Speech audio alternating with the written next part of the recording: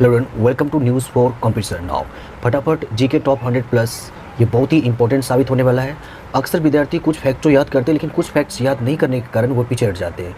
तो आगामी बीपीएससी का एग्जाम है, चाहे बिहार द्रोह का एग्जाम है, कोई भी एग्जाम है, इस दृष्टिकोण से बहुत ही महत्वपूर्ण होने वाला है।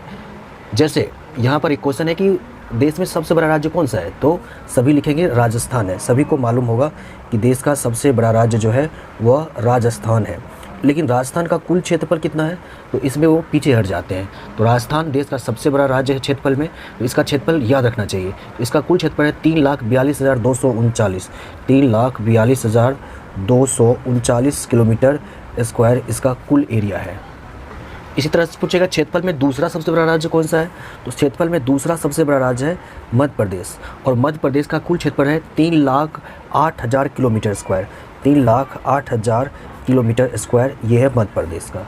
और तीसरा अगर पूछे तीसरा सबसे बड़ा राज्य कौन सा है, तो तीसरा है महाराष्ट्र। तीसरा कौन सा राज्य है, ये है आपको महाराष्ट्र। बार बार सुनना होगा, बार बार देखना होगा, तब जाके आपको जीके में कोई कन्फ्यूजन नहीं।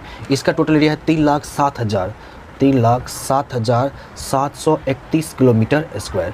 तो ये 3 स्टेट आपको ध्यान में रखना है, आप किसी भी एग्जाम में पीछे आप नहीं हट सकते हैं।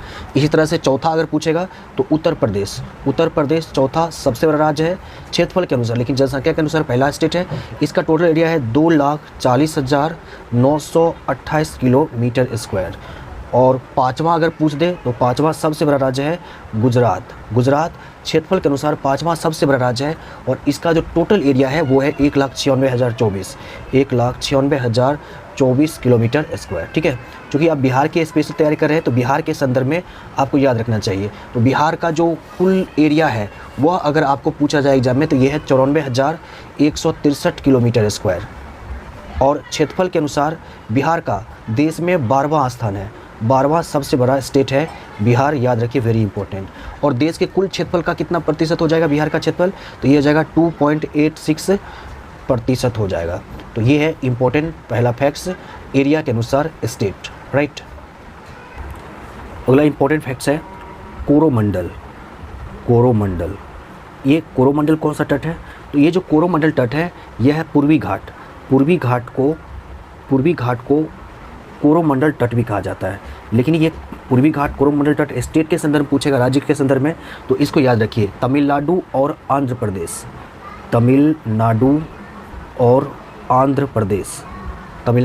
प्रदेश के तट का नाम जो है यह है कोरोमंडल, वेरी इंपॉर्टेंट। इसी तरह से कोरोमंडल हो गया। एक और मंडल है जो पूछा जाता है, वो है कोंकण मंडल, बहुत इंपॉर्टेंट। कोंकण मंडल किस घाट से संबंधित है, तो पश्चिमी घाट को कोंकण मंडल कहा जाता है, वेरी इंपॉर्टेंट। कोंकण मंडल पश्चिमी घाट को कहा जाता है, बहुत ही इंपॉर्टेंट हो जाएगा ये। अगले इंपॉर्टेंट फैक्ट्स को देखते हैं। ये है बहुउद्देशीय परियोजना। जैसे एक बहुत ही इंपॉर्टेंट बहुउद्देशीय परियोजना है वह है इडुक्की बहुउद्देशीय परियोजना। ये किस नदी पर है, तो इडुक्की बहुउद्देशीय परियोजना ये मिलेगा आपको पेरियार रिवर पर, पेरियार नदी पर है इडुक्की बहुउद्देशीय परियोजना। उसी तरह से माता टीला पूछ सकता है कि माता टीला जो बहुउद्देशीय परियोजना है ये किस नदी पर है, तो ये है आपको बेतवा नदी पर मिलेगा आपको माता टीला बहुउद्देशीय परियोजना। और इसी तरह से एक बहुत ही इंपॉर्टेंट है नागार्जुन सागर परियोजना, या नागार्जुन सागर परियोजना, ये किस नदी पर है, तो ये मिलेगा आपको कृष्णा नदी पर, वेरी इंपॉर्टेंट बहुउद्देशीय परियोजना, याद रखिए। अगला इंपॉर्टेंट देखते हैं, विश्व की सबसे लंबी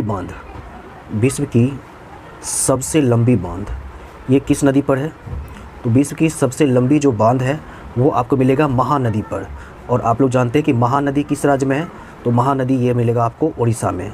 और ये कितना लंबा है, तो ये तकरीबन 4,800 मीटर लंबा है, 4,800 मीटर लंबा है, तो लंबी हो गई। लेकिन अगर आपको पूछ दे भारत के संदर्भ में कि भारत की सबसे ऊंचा बांध, सबसे लंबी तो ये हुआ महानदी पर है, सबसे ऊंचा बांध पूछ दे भारत में, तो ये हो जाएगा ऊंचे बांध के संदर्भ में भागीरथी नदी पर अवस्थित है, भागीरथी नदी पर डैम है सबसे ऊंचा। और कितनी ऊंचाई पर है, तो ये 261 मीटर ऊंचा बांध है। भारत की सबसे ऊंचा बांध भागीरथी नदी पर है, 261 मीटर ऊंचा बांध है।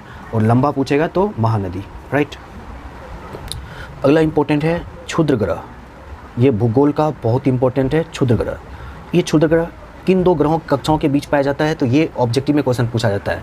तो मंगल और बृहस्पति, मंगल व बृहस्पति ग्रहों के बीच छोटे टुकड़े खंड पाए जाते हैं। इसके चारों ओर चक्कर लगाते रहते हैं छोटे छोटे आकाशीय पिंड, जिसको बोला गया है क्षुद्र ग्रह। अच्छा, कौन सा क्षुद्र ग्रह है जिसे हम नंगी आंखों से देख सकते हैं, तो वह है फोरवेस्टा। फोरवेस्टा क्षुद्र ग्रह है जिसे हम नंगी आंखों से देख सकते हैं, नंगी आंखों से, यानी समान रूप से इसको हम देख सकते हैं फोरवेस्टा को। और सबसे पहले किस क्षुद्र ग्रह को खोजा गया, एस्टेरॉइड्स को सबसे पहले जो खोजा गया क्षुद्र ग्रह है उसका नाम है सीरस। याद रखिए, सीरस ऐसा उपग्रह है जिसको सबसे पहले खोजा गया, उपग्रह बोल दिए, क्षुद्र ग्रह है जिसको सबसे पहले खोजा गया। और नंगी आंखों से देखने वाला क्षुद्र ग्रह फोरवेस्टा है, वेरी इंपॉर्टेंट।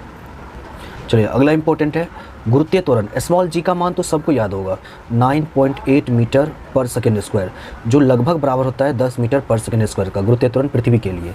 लेकिन ये जो कैपिटल जी है इसमें विद्यार्थी कन्फ्यूजन में रहते हैं। ये है गुरुत्वाकर्षण नियतांक है, इसका मान आपको ध्यान रखना है। ये होता है 6.67 इंटू 10⁻11 न्यूटन मीटर स्क्वायर पर केजी स्क्वायर।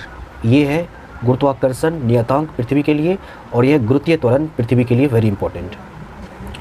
देखिए अगला इंपॉर्टेंट फैक्ट देखते हैं, ये है लोलक। लोलक की अवधि, लोलक या सरल लोलक की अवधि, ये बहुत ही इंपॉर्टेंट है और बार बार एग्जाम में आने वाला प्रश्न आता है। लोलक की अवधि किस पर निर्भर करता है और किस पर निर्भर नहीं करता है, तो लोलक की अवधि जो है यह इसके लंबाई पर निर्भर करता है। याद रखिए, लंबाई पर निर्भर करता है, लंबाई पर निर्भर करता है। लेकिन लोलक की जो अवधि है वो इसके द्रव्यमान पर निर्भर नहीं करता है, द्रव्यमान पर निर्भर नहीं करता। याद रखिएगा, किस पर निर्भर करता है, इसकी लंबाई पर निर्भर करता है, वेरी इंपॉर्टेंट लोलक। अगला इंपॉर्टेंट है अस्थायी चुंबक। अस्थायी चुंबक, इसको बनाने के लिए किसका